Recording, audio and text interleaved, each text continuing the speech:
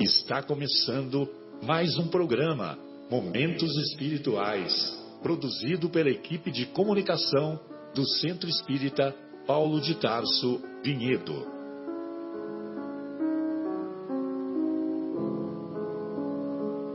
Se guardas contigo o estigma do sofrimento, indagando pela solução dos velhos problemas do ser e da dor, se percebes a nuvem que prenuncia a tormenta e o vórtice traiçoeiro das ondas em que navegas, vem conosco, estudemos a rota de nossa multimilenar romagem no tempo, para sentirmos o calor da flama de nosso próprio espírito, a palpitar, imorredouro na eternidade, e acendendo o lume da esperança, perseveremos juntos em exaltação de alegria que Deus, o Pai de infinita bondade, nos traçou a divina destinação para além das estrelas.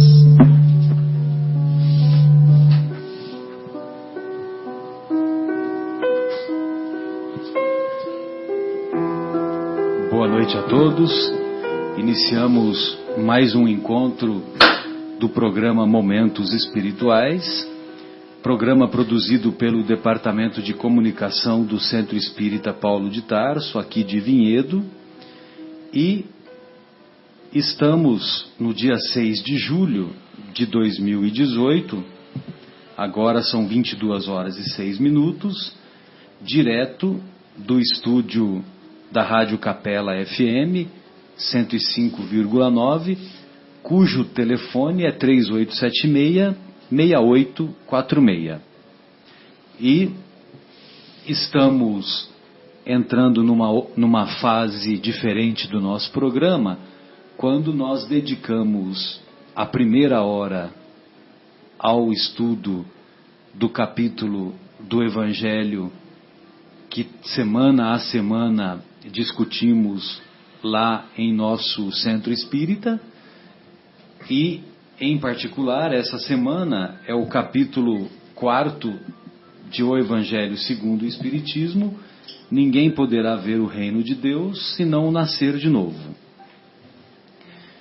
E também, após decorrido essa primeira hora, nós estamos iniciando o estudo da obra Nosso Lar, capítulo a capítulo. A semana passada não pude estar presente, mas os nossos queridos Fábio, Guilherme, Marcos, João deram o início ao estudo do capítulo 1 da obra Nosso Lar. E anteriormente, na semana anterior, havíamos lido uma mensagem que muito nos comove, que é a mensagem de André Luiz, quando ele conta,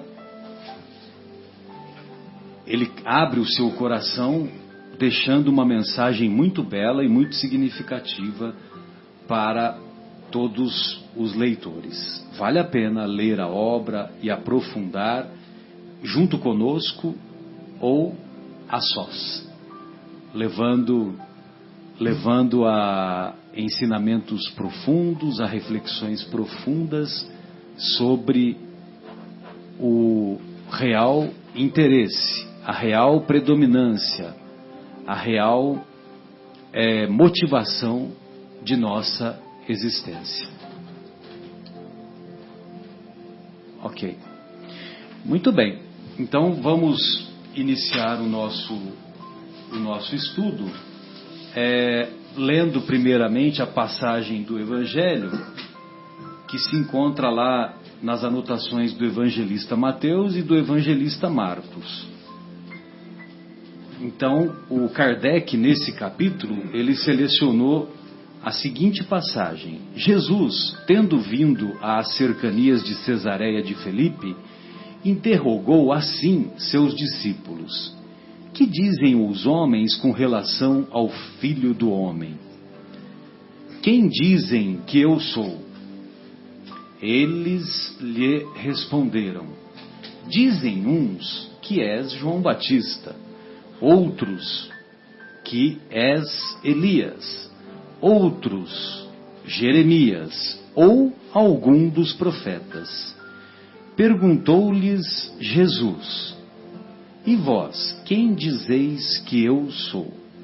Simão Pedro, tomando a palavra, respondeu: Tu és o Cristo, o Filho do Deus vivo. Replicou-lhe Jesus: Bem-aventurado és, Simão, filho de Jonas, porque não foram a carne nem o sangue que isso te revelaram, mas meu Pai que está nos céus. Em uma outra passagem, que nós vamos encontrar lá no capítulo 17 das anotações do evangelista Mateus, assim se expressa o evangelista após a transfiguração. A transfiguração foi aquele fenômeno que ocorreu lá no... Como é que chama aquele monte mesmo? Tabor. Monte Tabor. Lá no Monte Tabor. E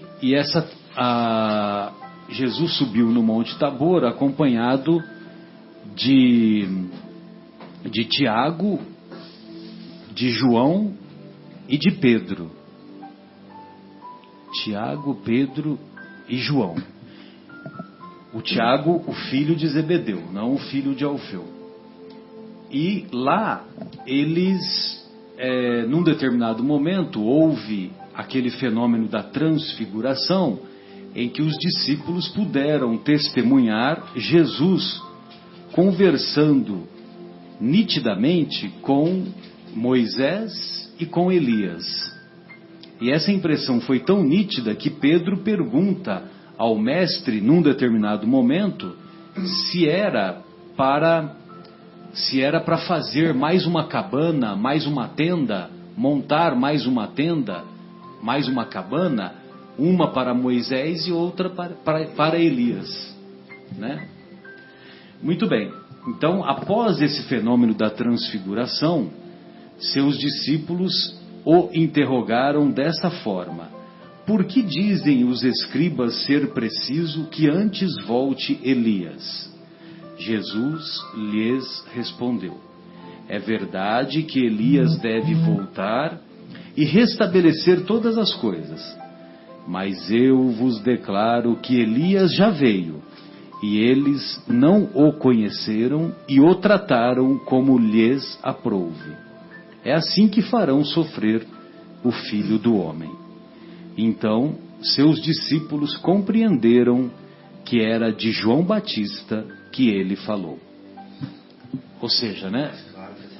Mais claro que essa passagem. Então, quer dizer, João Batista havia sido conhecido pelos discípulos do Mestre, pelo próprio Mestre, que foi o próprio Mestre que identificou Jesus naquela passagem memorável do batismo lá no Rio Jordão. E os discípulos conheceram o próprio João Batista. Agora, Elias havia vivido 800 anos antes de Jesus. Então, o corpo de Elias já havia, evidentemente, já havia se decomposto há muito tempo. Agora, quando eles dizem compreender que Jesus se referia ao retorno de Elias, significa que a alma de Elias, que sobreviveu ao corpo físico da morte de Elias, sobreviveu à morte do corpo que Elias usou 800 anos antes. Então, aquela alma voltou na época de Jesus e se utilizou da roupagem física, sendo conhecido como João Batista. Ele usou, evidentemente, outra identidade. Se tivesse CPF, seria outro CPF na época, outro RG e assim por diante. Muito bem. Então, essa passagem deixa claro a reencarnação. Deixa claro o princípio da reencarnação. Ou seja, que nós temos múltiplas existências, que a nossa alma preexiste, ela existe antes do nosso nascimento, essa alma habita o corpo que caracteriza o ser pensante durante a encarnação, e depois que o corpo para de funcionar, essa mesma alma que habitou aquele corpo continua existindo, só que evidentemente continua existindo numa outra dimensão, numa dimensão que é invisível aos olhos atuais da carne. Mas, quem sabe, futuramente aparelhos serão inventados e, quem sabe, esses mesmos aparelhos não identificarão com clareza, com exatidão, essa dimensão a que nos reportamos. Muito bem, e em particular esse capítulo, o Kardec, ele coloca que os laços de família se fortalecem com a teoria ou com a doutrina, com o pensamento reencarnacionista.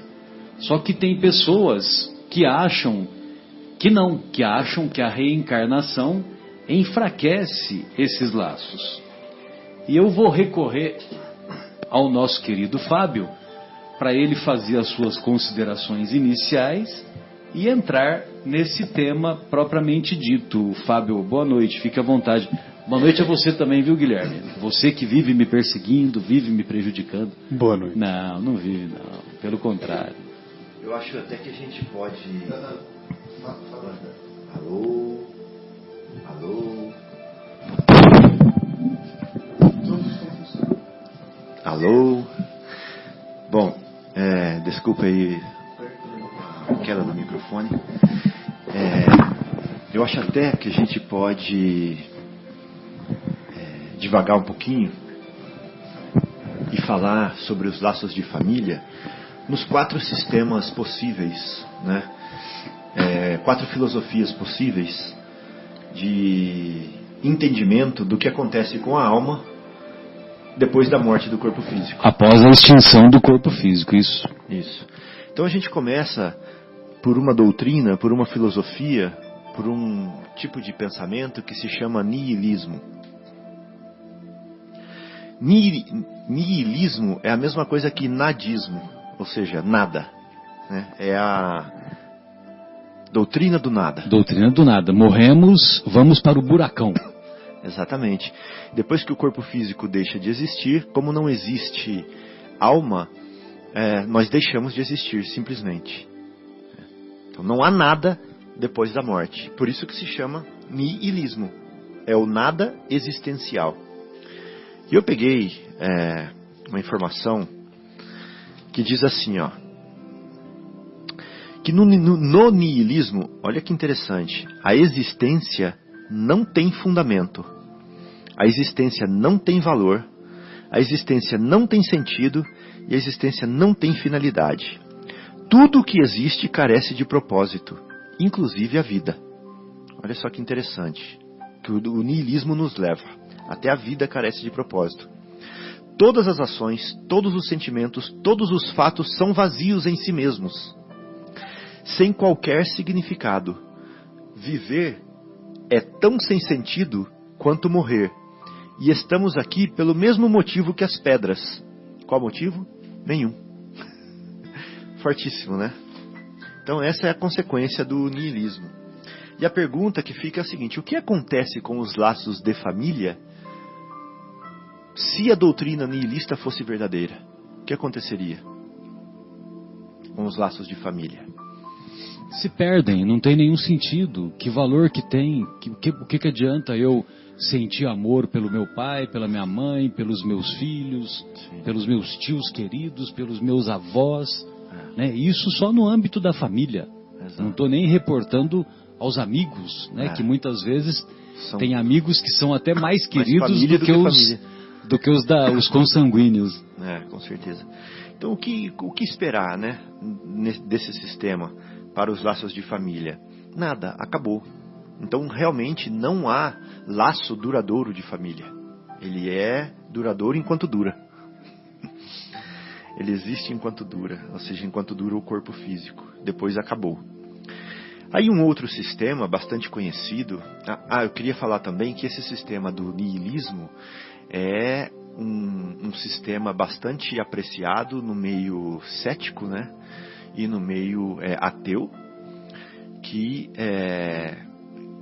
tem como verdades os postulados já comprovados pela ciência, né? E a ciência, como não chegou ao espírito ainda, não chegou à alma ainda, então eles não admitem a existência da alma depois que o corpo físico se extingue. Então, obviamente, o que vem depois é o nada, né?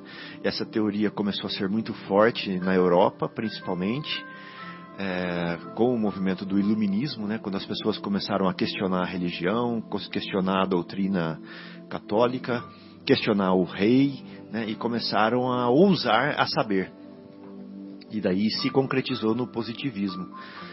E até então, até hoje em dia, dentro do meio científico, dentro das pessoas, inclusive de pessoas bastante instruídas, essa teoria, essa filosofia ainda é bastante utilizada. Uma outra que é bastante utilizada chama-se panteísmo. Ela é utilizada principalmente na Ásia, né, no Oriente, onde nós temos as linhas de Brahma, né? Ou seja, hinduísmo, budismo, taoísmo, essas linhas são todas panteístas. E pan significa tudo, né? E tel é Deus. Então é como eles querem dizer que Deus é tudo e tudo é Deus. Ou seja, esse microfone aqui na minha mão é Deus, né? Esse ar que eu respiro é Deus. Eu sou Deus. A mesa é Deus. Os micróbios, as bactérias, o universo, a natureza é Deus e Deus é a natureza. Então, tudo é Deus e Deus é tudo. Deus é transcendente, Deus é imanente, mas não tem nada que exista que escape a Deus, né? E Deus não escapa a nada do que exista também. Nessa teoria, a alma, como ela é o próprio Deus, ela é absorvida nesse todo universal, ela é absorvida nesse Deus, depois que o nosso corpo físico deixa de existir. Ou seja, é como se fosse uma gota, né, que é a nossa individualidade. Enquanto ela é gota, ela é um indivíduo, mas quando ela toca o oceano, ela já não é mais gota, ela deixou de existir. Então é isso que aconteceria com a nossa alma. Quando nós morrêssemos, essa gota de alma tocaria o oceano, né, que é o todo universal, e deixaria de existir. Então a gente perderia a individualidade, né, com a morte do corpo físico. E aí a pergunta é, o que aconteceria com os laços de família nesse sistema? A mesma coisa que aconteceria no niilismo. Ou seja, nós deixaríamos de existir praticamente, porque nós continuaríamos existindo, mas não seríamos mais nós mesmos. Não teríamos mais identidade, não teríamos mais algo que nos identificasse diferentemente de outras pessoas. Assim aconteceria com todos os nossos. Então não haveria mais aquele amor de identidade para identidade, né? E aí os laços de família se perderiam também. E uma outra filosofia, um outro modo de pensar, vem das correntes abraânicas, né, que são o catolicismo, o protestantismo, o islamismo, onde a ideia principal é a ideia de um Deus único, mas que se propaga bastante o conceito de que quando o corpo perece, a alma ela é julgada. E mantém a individualidade. Exato, exatamente, é bom falar. Ela mantém a individualidade dela, mas o destino dela é definido de maneira perpétua. Irrevogável. Então essa alma, ou ela vai para o gozo eterno, ou ela vai para as penas eternas, né? Essa é uma característica muito marcante dessa filosofia. E a pergunta que nós temos que fazer é a seguinte: o que acontece com os laços de família nesse sistema também, né? Então, nesse sistema, Fábio, imagine só uma mãe que vai para o paraíso após a desencarnação, após abandonar o corpo. Como que ela vai se sentir no paraíso se o seu filho está nas trevas do inferno para sempre? Ou seja, a mãe nunca mais poderá ver o filho e o filho nunca mais poderá ver a mãe. Só como exemplo, né? Só um exemplo. E esse sistema, sem contar que ele abala o fato de Deus ser misericordioso. Ele não condiz com a misericórdia. Então, misericórdia, se ela existe, esse sistema não pode existir. Teoricamente falando. Se esse sistema existe, a misericórdia não pode existir, né? Então nós temos que escolher no nosso sistema, que entender, que questionar e que ver: Deus é misericordioso ou não é? Se ele é misericordioso, como ele é Deus, a misericórdia tem que ser no infinito da sua potencialidade. Tem que ser uma misericórdia perfeita, absoluta. Então a pergunta é: esse sistema condiz com a misericórdia absoluta, perfeita, infinita ou não? Para a gente pensar. Então o que acontece com os laços de família? Em primeiro lugar, vamos falar antes do nascimento. Você já falou da quarta alternativa? Ainda não. Ah, tá. Você vai chegar lá, Vou né? chegar. Beleza. Então vamos falar antes do nascimento. Onde estava a alma antes do corpo nascer nesse sistema? Não estava. Ela não existe. E aí tem um problema. Porque não bate com aquela definição de Jesus que fala assim, ó, que o espírito é como o vento. Você não sabe de onde ele vem. E nem para onde vai. Mas você sabe que ele existe porque ele toca a sua face. Agora, nessa teoria, a gente sabe de onde a alma vem. Ela não existia antes, ela começou a existir ali. Entendeu? Então ela contradiz a fala de Jesus. No momento da concepção, exato. Exatamente, ela foi criada no momento da concepção. Então aí você sabe de onde ela vem, né? Porque ela foi criada ali. Ela não preexistia antes e você não sabia onde ela estava, né? Então contradiz a fala de Jesus. Então, se a alma foi criada no momento da concepção, aquela família onde o espírito vai habitar é estranha para ele.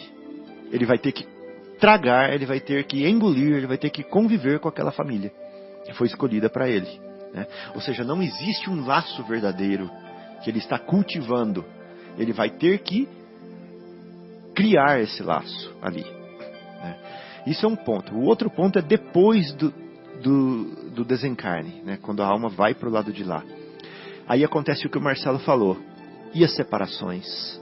E a mãe que ama o filho incondicionalmente, que é obrigada a separar-se dele? Como fica o laço de família numa situação dessa? Então, tudo bem, o laço de família é eterno se os dois forem para o mesmo lugar. Agora, se um separar do outro, acabou também. Então é um sistema onde os laços de família não são verdadeiramente garantidos. Aí vem o quarto sistema, né, que é um ismo também abraânico, ou seja, do Deus único, que também defende a individualidade. A alma sobrevive à morte do corpo físico. Exatamente, a alma sobrevive e mantém a individualidade. Mantém a individualidade. Porém, dentro da misericórdia absoluta e infinita do Criador, né, essa alma será uma ovelha que não será perdida. O Criador é capaz de criar formas para arrebanhar para ele todas as ovelhas, mesmo que estas formas sejam difíceis de compreender. Tem uma música, Guilherme, do Tim Vanessa, que fala isso. Eu vou tentar lembrar, né, quando o Marcelo estiver comentando, qual música que é. E ela fala assim: não existem potestades, não existe mal algum que nos possa afastar do amor de Deus. É maravilhoso. Pensa na potência dessa frase, né? Não existe mal algum, exato, não existe mal algum Nada pode nos afastar do amor de Deus. Então isso O nome da composição é Assim Seja, é isso? Essa música é linda, quando a gente presta atenção na letra. Então, o que nós estamos aprendendo? Nós estamos aprendendo que com a misericórdia absoluta, perfeita, infinita do Pai, né, a alma sobrevive ao corpo, a individualidade permanece, mas nós mesmos passando pelos abismos, pelos vales de sombra e de dor, de sofrimento, nós podemos recuperar, nós podemos fazer como a árvore que enverga, rela na poeira, a folha rela na poeira, mas levanta de novo. Bonito, né? Então, essa é a misericórdia. E nós podemos estar sempre sob a tutela, sob o amor, sob o amparo dos entes que nos amam. Porque o amor exige a eternidade, né? E o verdadeiro amor, ele nunca acaba. Nunca. Porque se você amar uma pessoa e esse amor acabar, isso não era amor, né? O verdadeiro amor não tem fim. Amor, amor, para sempre. O verdadeiro amor não tem fim. Então, se o verdadeiro amor não tem fim, a misericórdia de Deus permite que nós convivamos com os nossos. É uma perpétua solidariedade. Olha que bonito. Isso é família verdadeira. É acompanhar nas horas boas e nas horas ruins. É eu te buscar onde você estiver. É eu te dar a mão quando você precisar. Você me dá a mão quando eu precisar. E assim nós vamos ao longo dos ciclos. Seja na erraticidade, que é o plano espiritual, seja quando nós estamos reencarnados. Grupos familiares reencarnam novamente juntos. Outros ficam do lado de lá nos assistindo. Depois nós nos encontramos como se nós tivéssemos voltado da escola para encontrar com aqueles que ficaram. E depois revezamos.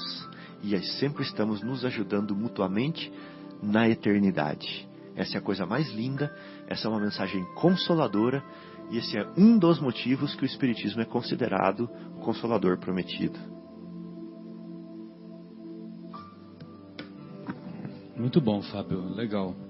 Eu estava procurando aqui, né, porque você me fez lembrar o amor nunca acaba, aquela passagem de Paulo, né, aos Coríntios, lá no capítulo 13, em que ele fala que o amor tudo sofre, tudo crê, tudo espera, tudo suporta. O amor nunca falha, mas havendo profecias, serão aniquiladas. Havendo línguas, cessarão. Havendo ciência, desaparecerá. Só que o amor, com o amor, a aniquilação não ocorre, né? Sensacional. Pode falar. Tem uma frase do Emmanuel que cabe agora aqui. Então, já que você... Fica à vontade. Tem uma frase do Emmanuel que cabe aqui agora, já que você tocou em Paulo de Tarso. Você sabe que o Paulo de Tarso tem uma ligação muito forte com o Emmanuel, né? O Emmanuel tem uma ligação muito forte com o Paulo de Tarso. Que ele fala assim, ó: o amor é fundamento da vida e justiça de toda a lei. Olha o poder dessa frase. É uma frase. O amor é fundamento da vida. Fundamento. Vamos pegar só essa metade. É a base da vida. Exatamente. O amor é a base da vida. Antes, Marcelo e Guilherme, eu achava que a vida era a base do amor. Eu achava que primeiro você existe para depois ter amor, para depois o amor se manifestar. Mas não é assim. Ele está falando aqui que o amor é fundamento da vida. Ou seja, o amor existe. Por causa do amor existir, nós estamos aqui. Sim. Ele está falando do amor de Deus. Sim, sim. O amor de Deus, que acompanhado da sua misericórdia, nos dá uma outra oportunidade através desta nova existência. Exatamente. E vai de nos podermos dando, corrigir as falhas que tivemos. E aí, Marcelo, você está falando do amor como adubo, como cultivador. Agora eu vou falar do amor como criador. Sim. Porque o que cria é o amor. Até na vida, que na nossa natureza, não é o amor de duas pessoas que dá a vida para um ser novo? Sim. Né? Então a natureza está nos mostrando como funciona Deus, como funciona a vida do Espírito. É o amor que cria. Não é bonito? Então o amor é fundamento da vida. E a vida, o propósito da vida é o amor. Sensacional, né? É Ou seja, sensacional. tudo gira em torno do amor. Né? Por isso que a gente ficou no errado falar que Deus é amor, né? E aí ele fala mais assim, ele fala assim, agora é a segunda parte Quem da falou frase. isso foi João, né? João é que disse que... Ah, tá. Sim. João disse primeiramente que Deus é amor, né? Deus Lá é no seu evangelho. Ah, tá. Não sabia. Então ele fala assim, ó, o amor é fundamento da vida e justiça de toda a lei. Essa é uma outra parte. Imaginar, falar que o amor é justiça de toda a lei. Então a gente vai entender que a justiça divina e o amor são a mesma coisa. Ou seja, não é uma justiça punitiva, não é uma justiça que castiga, mas é uma justiça que Educativa. que traz o filho para Deus. Então, onde a gente não consegue entender a justiça, vamos procurar nos instruir para nós entendermos a justiça, que ela está ali. Sim. Né? Quando a gente vê uma dor, vamos entender que aquela dor, ela quer amolecer o que no nosso coração? Mas ela está ali, aquela dor. A justiça, o amor de Deus está ali. Quando a gente vê um crime, quando a gente vê um assassinato, quando a gente vê alguma coisa está acontecendo para resgatar corações endurecidos. Corações empedernidos. Apesar da gente ter dificuldade de ver. Por isso, agora cai no capítulo, por isso que sem reencarnação não dá para entender tudo isso. Não dá para entender a justiça. Não há justiça. Não dá para entender a justiça sem a reencarnação. Né? O Guilherme falou isso na semana passada, né? Sobre pessoas que nascem com defeitos, que nascem com a sorte definida, que desencarnam quando crianças ainda. Não dá para entender esse tipo de justiça, amor, sem a reencarnação. Com a reencarnação dá. Então, é só para... Perfeito. E isso que você comentou é muito comodismo nós considerarmos que o aluno é reprovado, mas ele voltará à escola. O atleta, ele sofre a derrota, mas ele competirá de novo. E isso vem bem a calhar hoje, né? Que hoje fomos eliminados a seleção brasileira de futebol, ou melhor, quando o Brasil ganha, a gente fala, né, nós ganhamos, né? Aí quando perde, a gente fala que a seleção perdeu, né? Então, mas hoje nós estamos na data em que houve a eliminação na Copa do Mundo, e a eliminação na Copa do Mundo que está se realizando lá na Rússia. E então o atleta, ele sofre a derrota, mas ele competirá de novo, outras competições virão. O culpado está preso, mas terá a liberdade. Ele está preso, ele vai cumprir a pena e ele vai sair da prisão. O lavrador, ele perde a obra, mas ele plantará novamente. Às vezes tem geada, tem seca, perde toda, né, a plantação, mas ele vai lá e não desanima e planta de novo, na esperança de que no ano seguinte as coisas venham a ser melhor. O artista não convence, mas renovará o trabalho. Olha só que interessante, né? Quantos artistas, artesãos, vamos dizer assim, amadores, né, que se dedicam e muitas vezes não são tão valorizados como deveriam, e então a princípio eles não convencem, mas eles vão renovando o trabalho e vão aperfeiçoando. O escritor não agrada, mas tentará outra vez. O comerciante fracassa, mas tentará outro negócio, né? Quantas pessoas que abrem um comércio, não dá certo, aí parte para outro, não dá certo, parte para o terceiro, e depois as coisas vão bem, se ajustam. O ator não tem sucesso, mas repetirá o trabalho. Seria insensatez admitir que essas pessoas tivessem uma única ocasião para acertar, ficando para sempre condenadas após o primeiro engano. Se fosse uma encarnação só, fosse uma existência só, não é muita insensatez nós acharmos que essas pessoas só vão ter uma chance? Será que nós não vamos ter uma outra chance?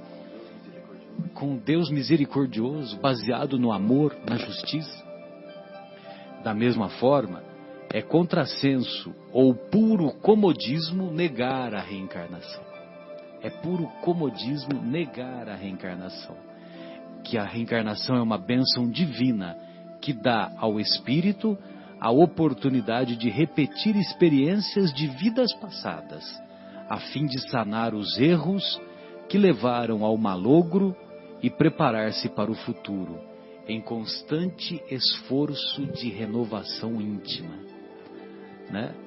Então, eu estou fazendo um comentário baseado nessa mensagem intitulada Comodismo, da obra Vivendo o Evangelho, que é assinada pelo Espírito André Luiz. O mesmo do livro Nosso Lar que estamos estudando.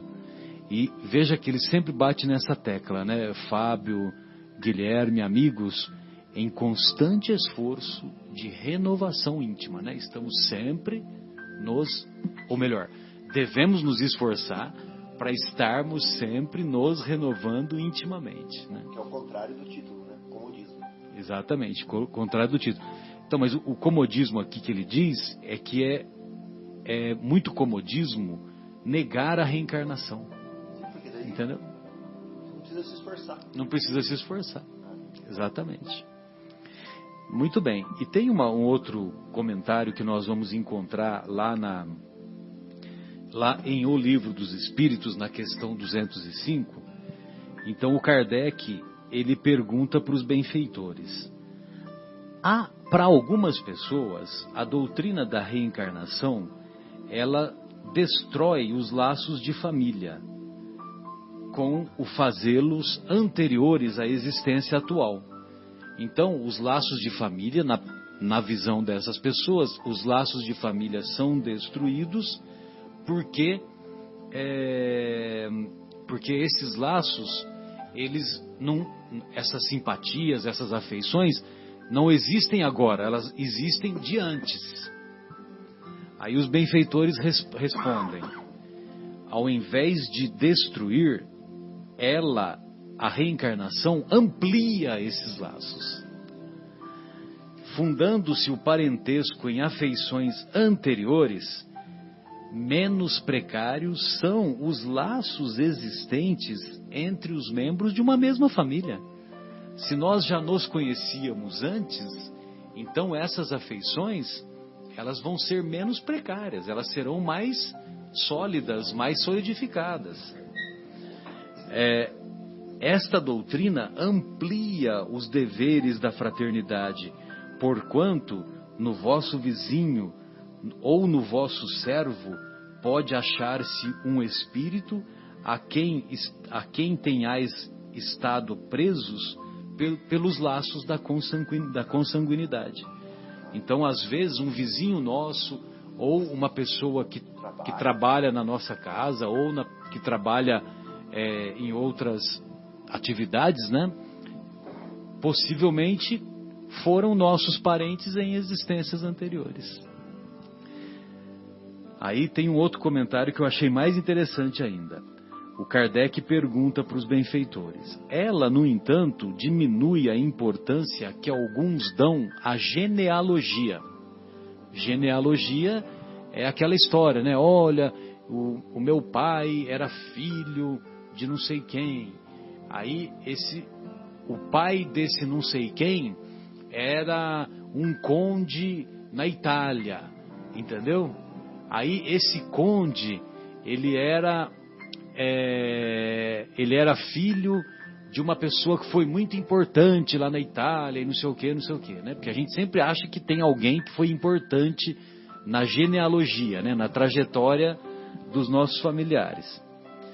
Então tem pessoas que acham que a doutrina da reencarnação diminui a importância da genealogia, visto que qualquer pessoa pode ter tido por pai um espírito que haja pertencido a outra raça ou que haja vivido em condições muito diversas. Aí os benfeitores respondem: é exato. Ou seja, a importância que essas pessoas dão teoricamente, a doutrina da reencarnação diminui a importância que se dá à genealogia. Só que é o que eles falam. Mas essa importância, ela se assenta no orgulho. Os títulos, a categoria social, a riqueza, eis o que esses tais veneram nos seus antepassados.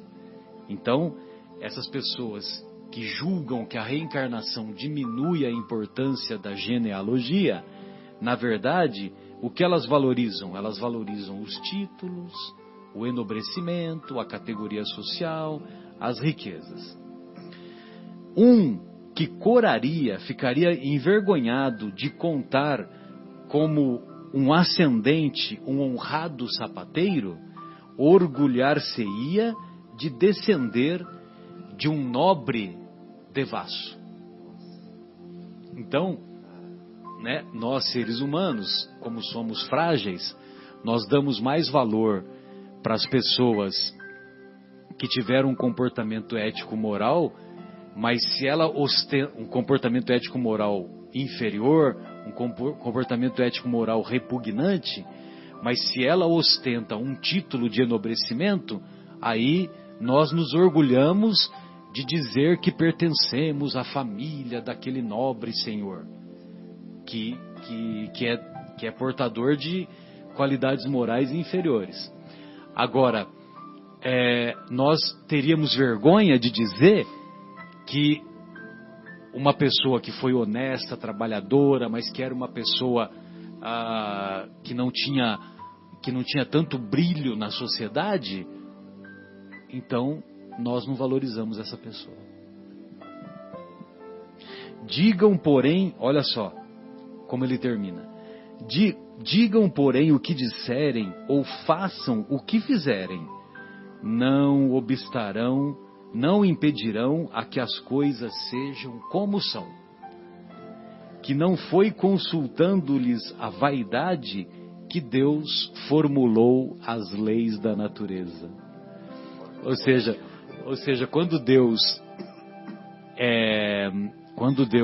estipulou ou impôs a lei da reencarnação, que é uma lei biológica, Deus não consultou a vaidade, a nossa vaidade, né? Entendeu? Ou seja, nós vamos continuar reencarnando. Você acreditando ou não na reencarnação, a reencarnação vai continuar ocorrendo. Como se dá no diálogo de Jesus com Nicodemos. Ninguém poderá ver o reino de Deus se não nascer de novo. Você é mestre em Israel e desconhece essas coisas?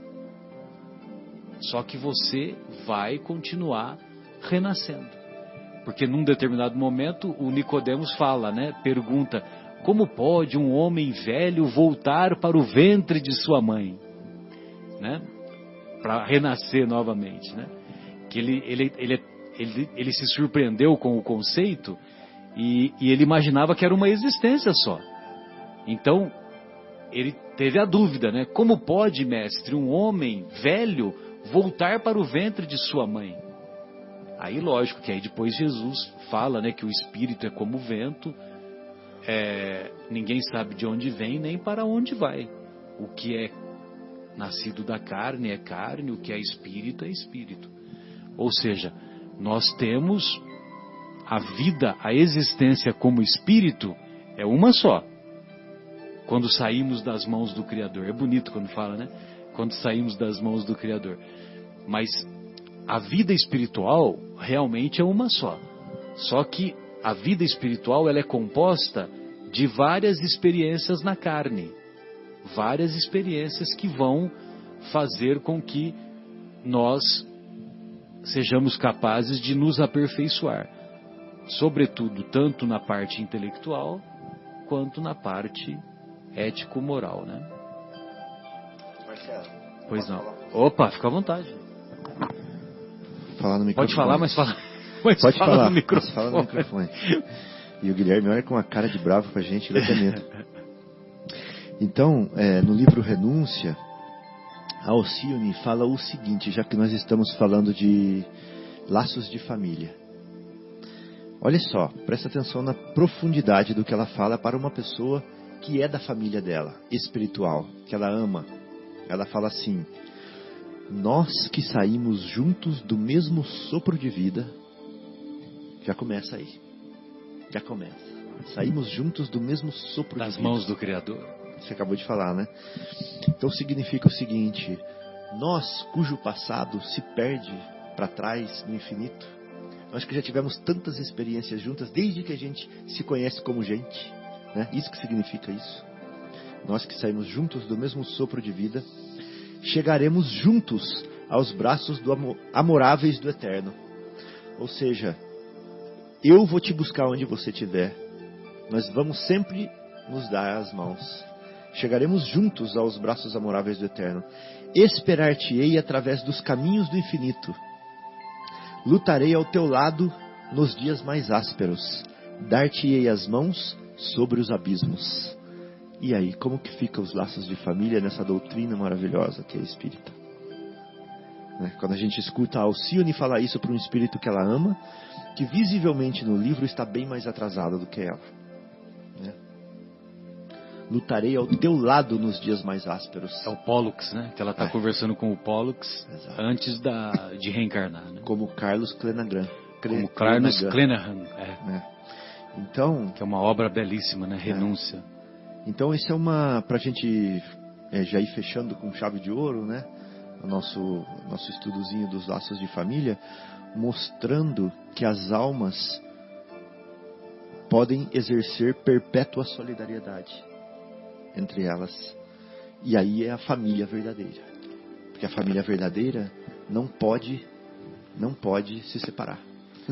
Inclusive, em quantas obras a gente vê que, por opção, alguns espíritos reencarnam em situação que não precisariam mais encarnar, em termos de provações, né, para acompanhar os espíritos que são da família espiritual, com caridade, para ajudar, né? Quantos exemplos a gente tem nas obras, né, de Chico? Tem uma outra mensagem, só para a gente finalizar essa primeira parte do nosso programa, que é intitulada Sem Ressentimento e que aborda o tema dos laços de família, a visão reencarnacionista dos laços de família. Então, o nosso querido André Luiz, ele diz assim, na obra Vivendo o Evangelho: você lamenta os problemas familiares, encontra o parente e ele é antipático. Ama o filho e ele é insensível. Fala com o irmão e ele é estranho. Gosta do pai e ele é agressivo. Acaricia a mãe e ela é indiferente. Aprecia o primo e ele é arrogante. Dialoga com o tio e ele é mordaz. Admira o sogro e ele é distante. Considera a nora e ela é hostil. Respeita o cunhado e ele é prepotente. Relações difíceis entre familiares são reajustes e compromissos, determinados por dívidas em existências passadas. Tolere e ajude sem ressentimento o familiar que não é simpático, fazendo por ele o melhor possível. No contexto da reencarnação, família não é simples reencontro. Família é oficina de trabalho. Oficina de trabalho. Bem, então com essas reflexões nós vamos encerrar essa primeira parte e do capítulo que envolveu o capítulo 4º de O Evangelho segundo o Espiritismo. Vale a pena lê-lo na sua íntegra. Tem muitas reflexões muito legais que o nosso querido Kardec coloca com com uma destreza e uma clareza impressionantes. E então nós vamos fazer essa pausa musical e em seguida retornaremos com o programa Momentos Espirituais, aí sim entrando na obra Nosso Lar, hoje no capítulo 2, intitulado Clarencio. Então vamos ouvir Assim Seja com Tim e Vanessa.